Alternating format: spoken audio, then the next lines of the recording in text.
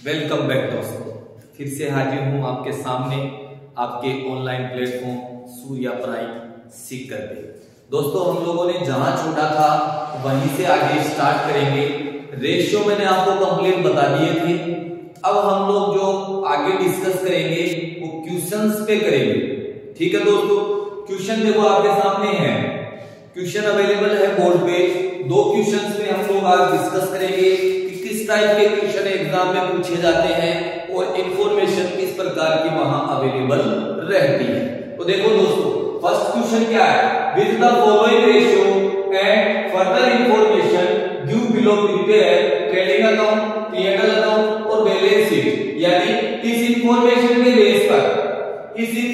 के बेस पर हम लोगों को ट्रेडिंग अकाउंट बनाना है, P&L अकाउंट बनाना है और बैलेंस शीट बनानी है। तीनों अकाउंट यानी तीनों फाइनल अकाउंट जिन्हें हम लोग बोलते हैं वो हम लोगों को यहाँ प्रिपेयर करना है और इंफॉर्मेशन हमारे पास अवेलेबल है। ठीक है, तो सबसे पहले देखो क्या दिया हुआ है, ग्रॉस प्रॉफिट जो रेशियो दिया हुआ है वो 25% दिया हुआ है। इट मींस ये 25% है किसका, सेल्स का है। तो अपने पास जब तक सेल्स नहीं होगी तब तक जीपी कैलकुलेट नहीं होगा। सेकंड दिया हुआ है sales upon inventory. Sales upon inventory कितना दिया हुआ है, 10 टाइम्स दिया हुआ है। कहने का मतलब ये जो आपको सिंबल दिख रहा है, इस तरीके का जो सिंबल है, इट मींस क्या है, ये अपॉन का सिंबल है कि सेल्स अपॉन इन्वेंटरी कितना है, 10 टाइम्स। सेल्स अपॉन इन्वेंटरी कितना है, 10 टाइम्स है। जो सेल्स है वो इन्वेंटरी की 10 टाइम्स है। नेट प्रॉफिट रेशियो 20%, ये भी सेल्स पे कैलकुलेट होता है। Capital upon other outsider liabilities 1/2 दिया हुआ है। फिक्स असेट्स अपॉन कैपिटल 5/4 दिया हुआ है। Fix assets upon total current assets 5/7 दिया हुआ है। और फिक्स असेट्स आपको क्वेश्चन में 10 लाख अवेलेबल है और क्लोजिंग स्टॉक भी क्वेश्चन में 1 लाख अवेलेबल है। ठीक है, इंफॉर्मेशन के बेस पे हम लोग कंप्लीट इंफॉर्मेशन कलेक्ट करेंगे और उन्हें ट्रेडिंग अकाउंट, P&L अकाउंट और बैलेंस शीट में पुट कर देंगे। ठीक है, चलो सबसे पहले देखो हम लोगों को क्या दिया हुआ है, ग्रॉस प्रॉफिट रेशियो दिया हुआ है जो कि किस पे कैलकुलेट होगा, सेल्स पे होगा। तो सबसे पहले हमें क्या कैलकुलेट करनी पड़ेगी दोस्तों, सेल्स कैलकुलेट करनी पड़ेगी। और सेल्स किससे कैलकुलेट होगी, सेल्स अपॉन इन्वेंटरी से। किससे कैलकुलेट होगी, सेल्स अपॉन इन्वेंटरी से, जो कि कितना टाइम दिया हुआ है, 10 टाइम्स दिया हुआ है। मैं सबसे पहले इसी रेशियो को क्यों डालूंगा, इसलिए डालूंगा क्योंकि क्वेश्चन में हमारे पास इन्वेंटरी अवेलेबल है। बार बार मैंने कहा था कि स्टॉक को क्या कहा जाता है, इन्वेंटरी कहा जाता है। तो चलो सबसे पहले फर्स्ट इंफॉर्मेशन कलेक्ट करते हैं।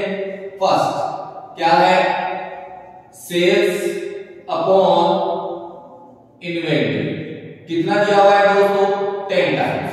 सेल्स अपॉन इन्वेंटरी कितना दिया हुआ है, 10 टाइम्स दिया हुआ है। सेल्स अपने पास क्वेश्चन में नहीं है तो ये सेल्स, लेकिन क्वेश्चन में क्या अवेलेबल है दोस्तों, इन्वेंटरी अवेलेबल है, ये रहा। और एक नोट और बताया था मैंने आपको कि जब क्वेश्चन में केवल क्लोजिंग स्टॉक दिया जाए तो उसे एवरेज इन्वेंटरी ही माना जाता है। तो ये मैंने कितना डाल दिया दोस्तों, 1 लाख इक्वल टू कितना, 10। जब दो संख्याएं इक्वल में होती है तो क्रॉस मल्टीप्लाई होती है या नहीं होती है ना। तो ये हो गया दोस्तों अपना सेल्स इक्वल टू कितना हो जाएगा, 1 lakh multiply 10 equal to 10 lakh. Sales कितनी कैलकुलेट हो गई, 10 लाख कैलकुलेट हो गई। ये अपना फर्स्ट डाटा क्लियर हो गया अपने पास। ठीक है, अब सेल्स अपने पास आ गई तो जीपी भी हम लोग निकाल सकते हैं और नेट प्रॉफिट भी हम लोग निकाल सकते हैं। क्वेश्चन में साफ साफ लिखा हुआ है कि ग्रॉस प्रॉफिट रेशियो कितना परसेंट है, 25% है। और जब मैंने आपको जीपी रेशियो और एनपी रेशियो पढ़ाया था उसी समय कहा था कि ये रेशियो किस पे बेस्ड होते हैं, सेल्स पर बेस्ड होते हैं।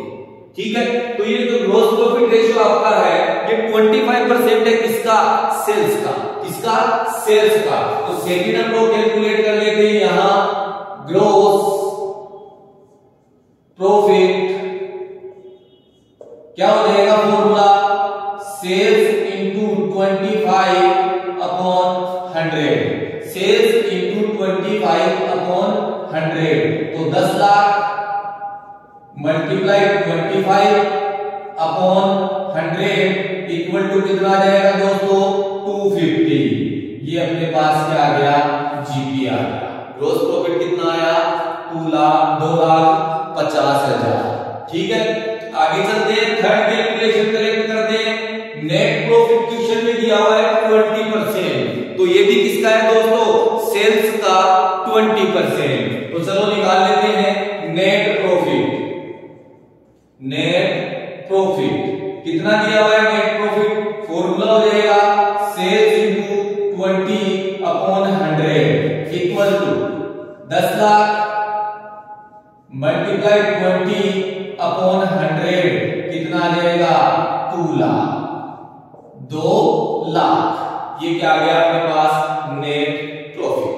देखो दोस्तों सेल्स अपने पास आ चुकी, ग्रॉस प्रॉफिट अपने पास आ चुका, तो क्या मैं यहां कैलकुलेट कर सकता हूं क्या कॉस्ट ऑफ गुड्स सोल्ड या cost of revenue from operation. कर सकते हैं ना, sales minus GP, sales minus GP equal to क्या आ जाएगा अपने पास कॉस्ट ऑफ गुड्स सोल्ड आ जाएगी। तो चलो कर लेते हैं calculate. Number 4 cost of goods sold, cost of goods sold क्या फॉर्मूला बताया था मैंने इसका, sales minus GP, sales minus GP. Sales कितनी है अपने पास 10 लाख, जीपी कितना है 250 और इक्वल टू कितना आ गया 750। ये क्या आ गया दोस्तों अपना कॉस्ट ऑफ गुड्स सोल्ड। क्या आ गया कॉस्ट ऑफ गुड्स सोल्ड। देखो अगले बंदे ने भी क्या पूछा है, ट्रेडिंग अकाउंट पूछा है। क्या पूछा है ट्रेडिंग अकाउंट हमको पूछा है, क्लोजिंग स्टॉक अपने पास है, कॉस्ट ऑफ गुड्स सोल्ड हमने निकाल ली, तो क्या मैं यहां परचेज कैलकुलेट कर सकता हूं क्या, बिल्कुल कर सकते हैं। तो देखो सीओजीएस का फॉर्मूला मैंने क्या बताया, एज ए वर्किंग नोट में यहां क्लियर कर देता हूं। सीओजीएस का फॉर्मूला क्या था, opening stock plus purchase plus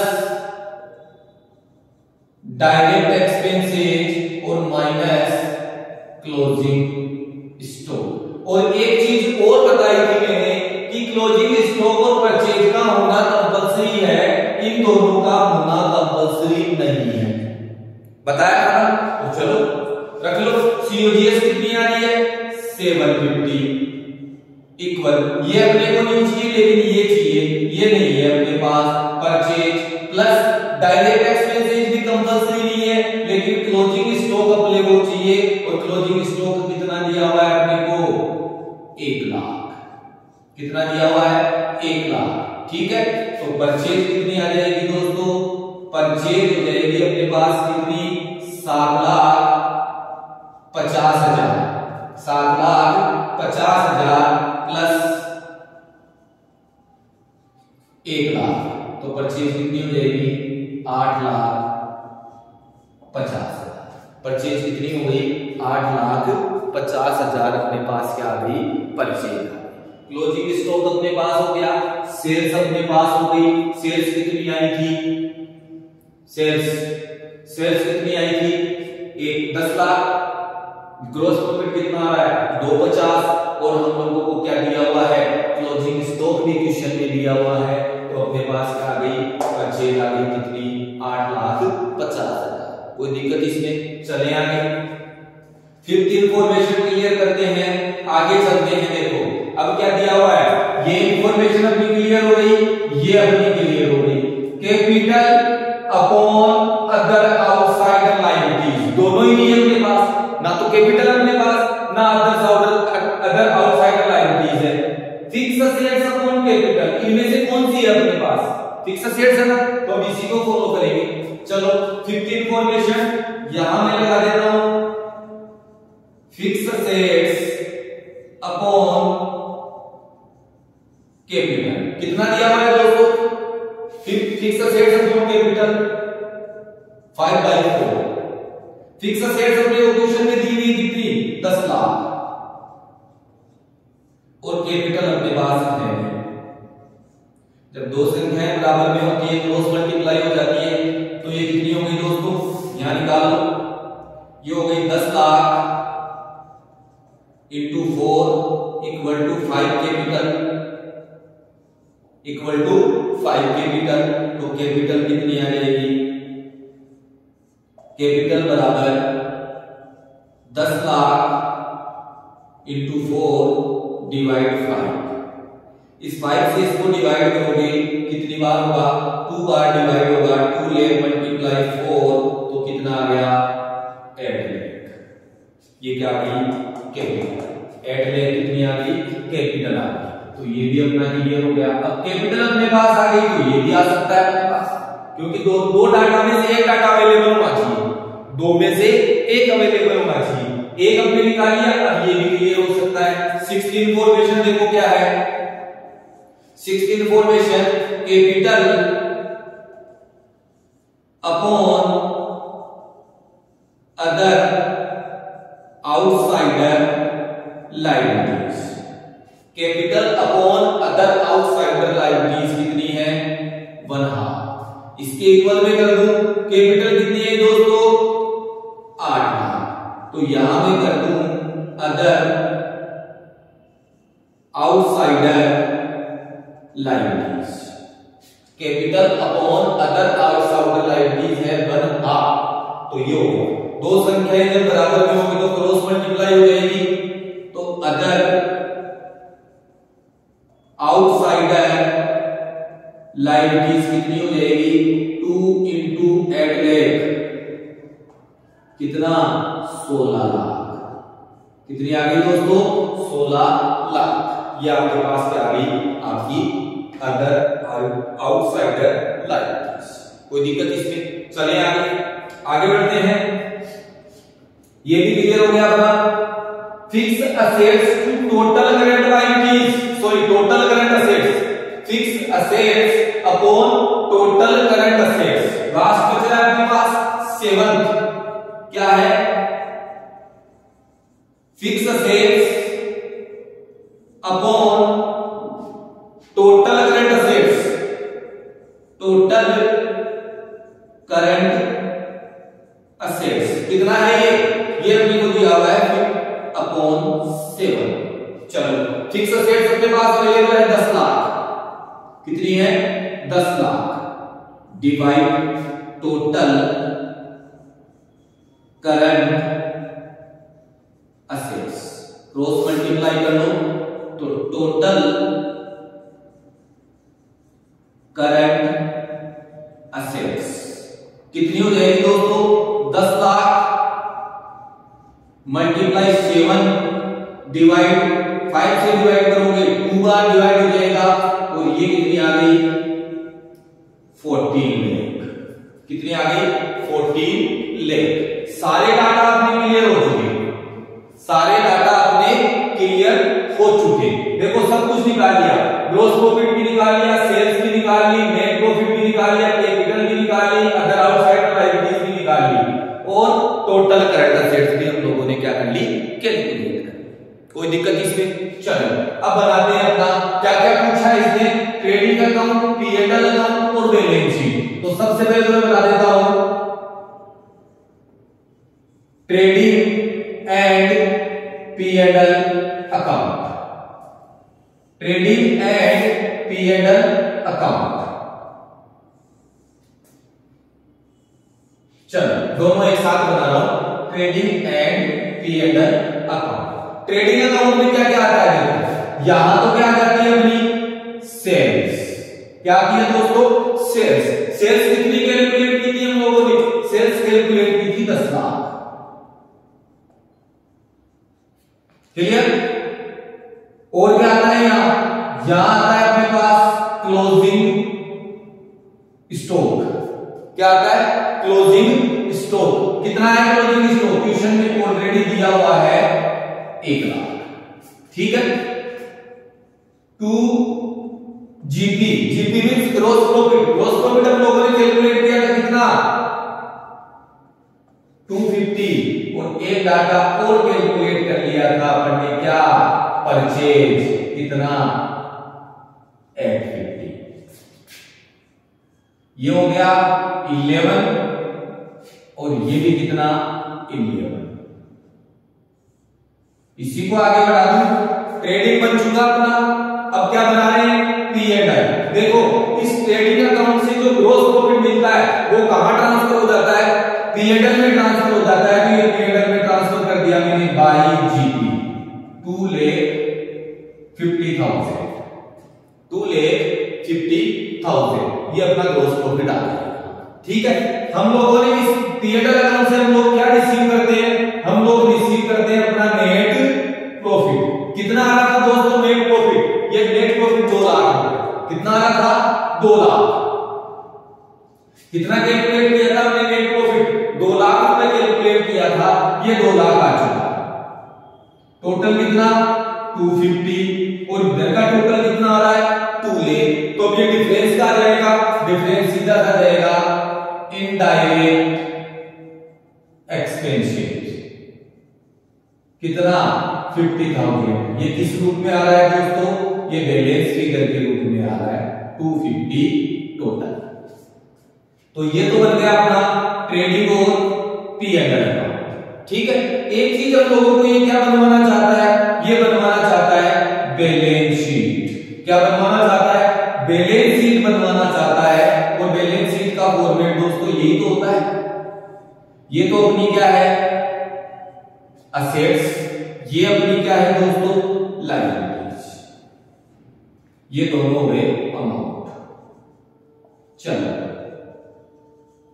क्या क्या डाटा अवेलेबल हुआ अपने पास, देखो फिक्स असेट्स क्वेश्चन में दी हुई है, ये मैंने डाल दी फिक्स असेट्स। क्वेश्चन में दी हुई है कितनी, 10 लाख। 10 लाख क्वेश्चन में दी हुई है फिक्स असेट्स। ये मैंने डाल दिया total current assets. Total current assets देखो दोस्तों मैंने कैलकुलेट की थी अभी, ये कितने की आ रही है, 14 लाख। ये मैंने डाल दी 14 लाख। ठीक है, इस टोटल करंट असेट्स में क्या क्या था, एक तो था अपना दोस्तों क्या, क्लोजिंग स्टॉक। और क्लोजिंग स्टॉक कितना दिया हुआ था, 1 लाख। जबकि टोटल है कितनी, 14 लाख। टोटल जो आपकी करंट असेट्स है वो 14 लाख है, उसमें 1 लाख रुपए का क्लोजिंग स्टॉक है। तो 13 लाख का क्या हो गया, 13 लाख की हो गई अपनी अदर सी, अदर सी।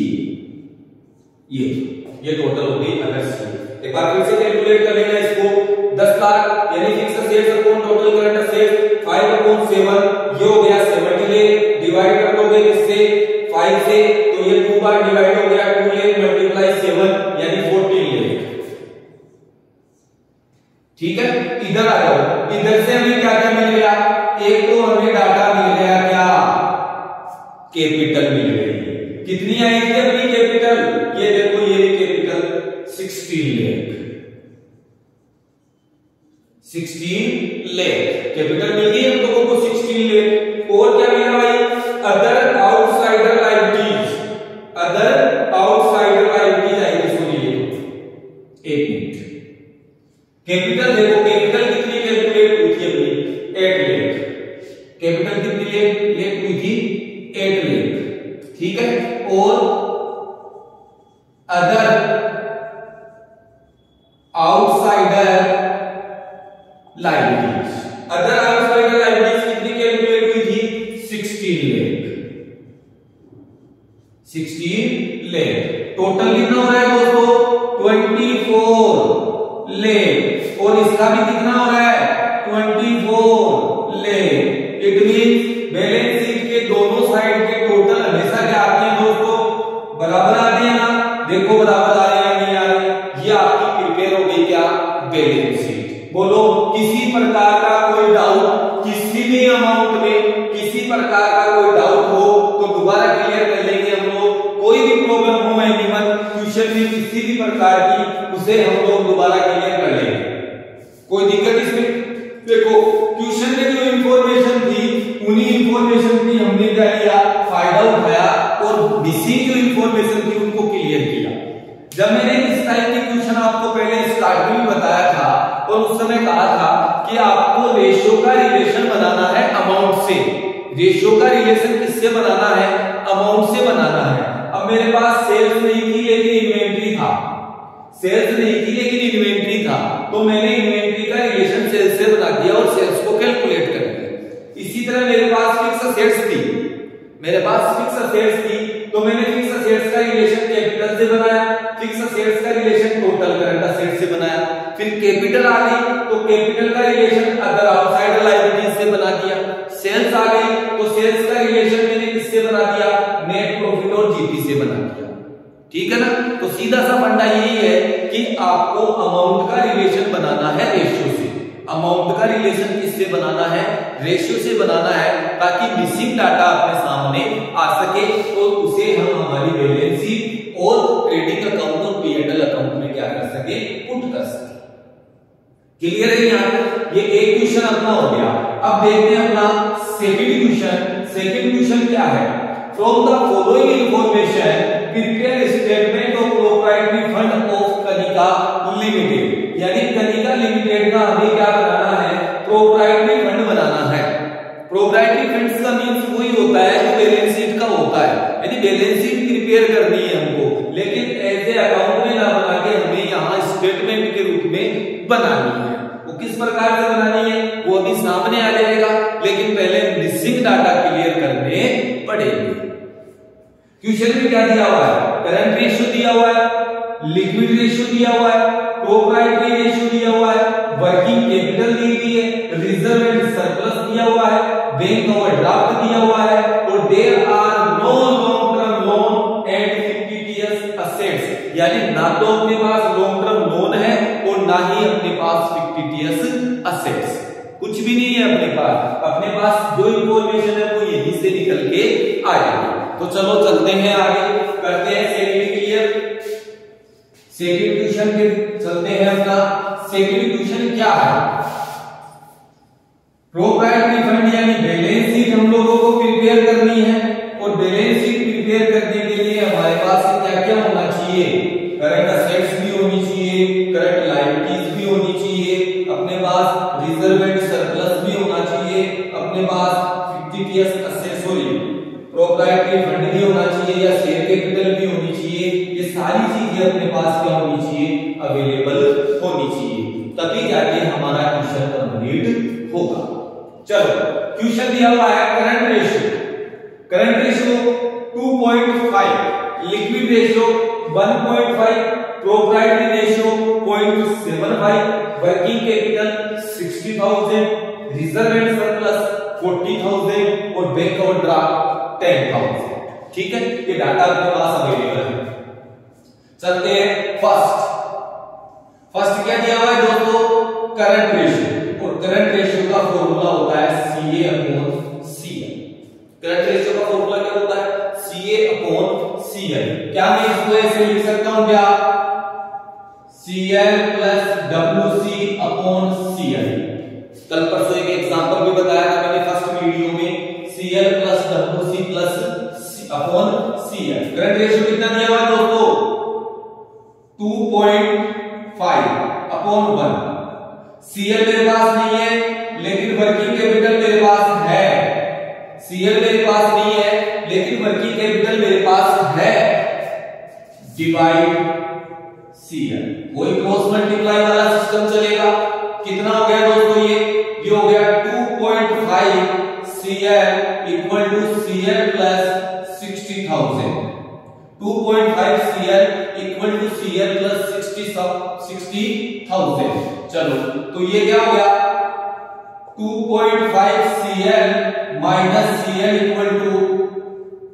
60,000। ठीक है, तो CL कितनी आ गई दोस्तों? 60,000/1.5 यानी 40,000 क्या आ गई मेरे पास? CL। अब CL मेरे पास आ गई तो CA भी मैं कैलकुलेट कर सकता हूं। ये रहा CA का फॉर्मूला, CL + WC। CL कितनी? 40,000, WC कितनी? 60,000। 60,000 इक्वल टू 1 लाख। ये क्या आ गया दोस्तों? ये आ गई आपकी करंट असेट्स। पहला रेशियो क्लियर हुआ नहीं हुआ? हो गया। सेकंड चलते हैं लिक्विड रेशियो। दूसरा क्या दिया हुआ आपने को?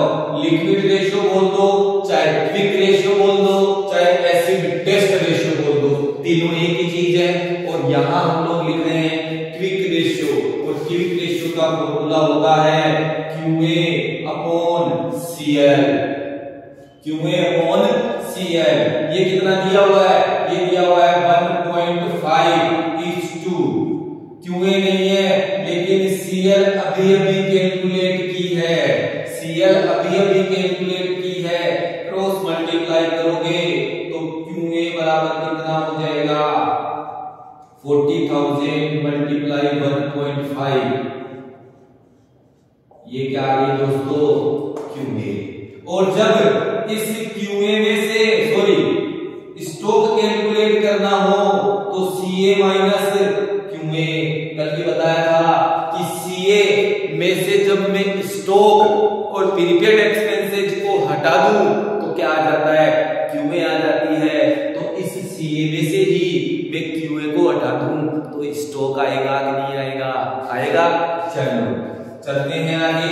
CA कितनी थी दोस्तों? 1 लाख। QA कितनी है? 60,000। तो दोनों का डिफरेंस स्टॉक कितना आ गया? 40,000। कोई दिक्कत इसमें? चलो ये रेशियो भी अपना क्लियर हुआ। अब क्या है अगला बढ़िया question, proprietary ratio. Proprietary ratio का mean fix assets upon proprietary fund equal to कितना? 0.75। अब मेरे पास ना तो प्रोप्राइटरी फंड है और ना ही मेरे पास फिक्स असेट्स, दोनों ही नहीं है मेरे पास। एक भी चीज अवेलेबल नहीं है मेरे पास। तो देखो यहां मैं लिख दूं number 3, proprietary fund equal to fix assets plus WC। WC का मतलब वर्किंग कैपिटल। WC का मीन्स क्या है? Working capital. इसको मैंने क्या मान लिया दोस्तों? अक्स मान लिया, क्योंकि ना तो मेरे पास प्रोप्राइटरी फंड है ना मेरे पास फिक्स असेट्स है, दोनों ही नहीं है। तो मैंने प्रोप्राइटरी फंड को तो क्या मान लिया? अक्स। जब प्रोप्राइटरी फंड अक्स है तो आपकी फिक्स असेट्स कितनी हो जाएगी?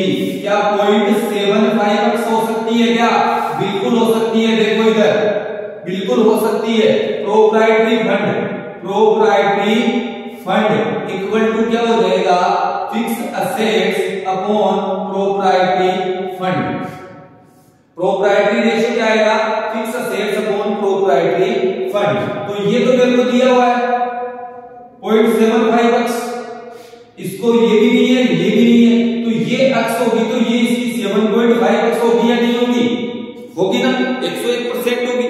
कि जब हम लोग नीचे वाली संख्या में नीचे वाली संख्या का ऊपर वाली संख्या से डिवाइड करेंगे तो सीधा सा आएगा, जो आंसर आएगा ऊपर वाली संख्या के बराबर आएगा। तो ये कितना हो गया? 0.75x और प्लस WC कितनी दी हुई है मेरे को? 60। अब ये 0.75 ये x, तो क्या ऐसे हो सकता है क्या?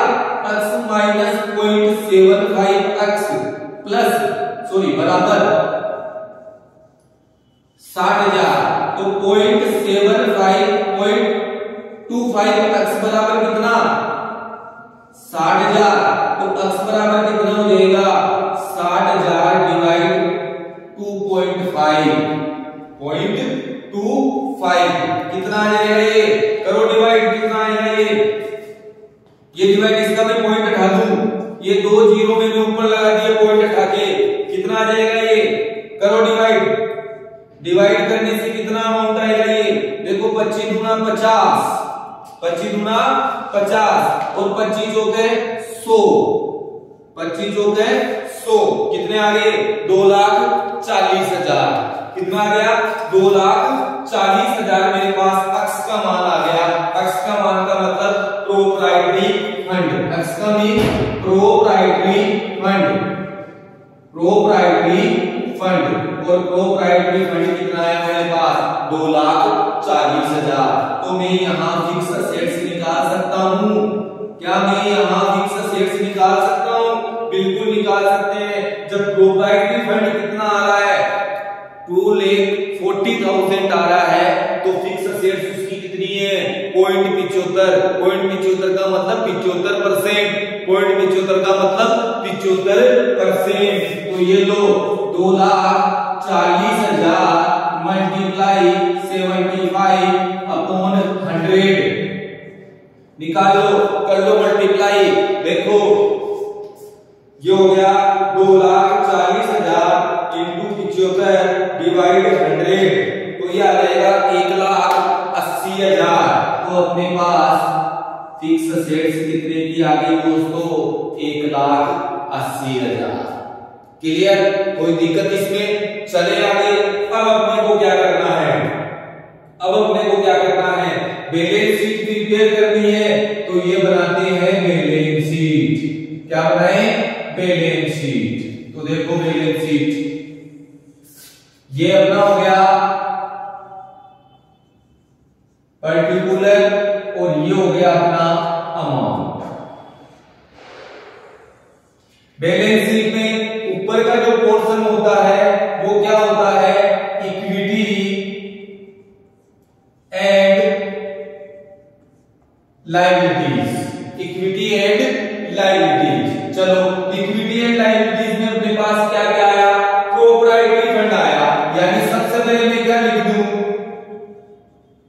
शेयर होल्डर फंड या proprietary fund. Share holder fund या प्रोप्राइटरी फंड। चलो इसमें क्या क्या आता है अपना? एक तो आ जाती है अपनी इसमें शेयर कैपिटल। अब शेयर कैपिटल इक्विटी और प्रेफरेंस दोनों आ सकती है। शेयर कैपिटल इक्विटी और प्रेफरेंस दोनों आ सकती है अपने पास। ठीक है ना? तो शेयर कैपिटल और एक अपना क्या हो जाएगा रिजर्व एंड सरप्लस। एक अपना क्या हो जाएगा रिजर्व एंड सरप्लस। तो देखो रिजर्व एंड सरप्लस तो क्वेश्चन में दिया हुआ है 40,000। प्रोप्राइटरी फंड कितना आ रहा है 240 आता है। और प्रोप्राइटरी फंड में हम लोग शेयर कैपिटल और रिजर्व एंड सरप्लस दोनों को लेते हैं। ठीक है? दोनों को लेते हैं। तो शेयर कैपिटल और रिजर्व एंड सरप्लस दोनों का टोटल कितना आ रहा है 240। तो 240 में से 40 तो रिजर्व एंड सरप्लस के तो शेयर कैपिटल के कितने हो गए दोस्तों 2 लाख। कोई दिक्कत इसमें? चले आगे। एक चीज हमारे पास और क्या आई करंट लायबिलिटीज आई। अगले बंदे ने साफ कहा है कि लॉन्ग टर्म लोन